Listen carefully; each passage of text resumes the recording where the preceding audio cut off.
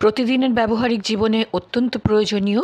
ঘরের ভেতরে, বিশেষত ঘরের বাইরে, যেমন উঠোন, রাস্তা ইত্যাদি পরিষ্কার করতে ব্যবহৃত যে ঝাড়ু, ঝাঁটা বলি বাংলায়, আসুন তার ইংলিশ আজ আমরা জেনে নেব। এক কথায় একে আমরা বলতে পারি ব্রুম, BROOM।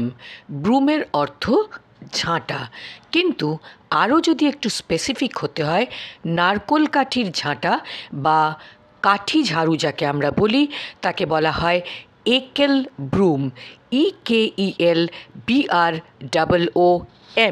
আমরা জানি এই ঝাড়ু তৈরি করতে ব্যবহার হয় নারকোল পাতার মধ্য শিরা। এই নারকোল পাতা থেকে পাওয়া যাওয়া তন্তুই হোক বা কাঠি, তাকেই বলা হয় EKEL, একেল, একেল। তাই জন্য নারকোল পাতার ঝাঁটা হলো একেল ব্রুম।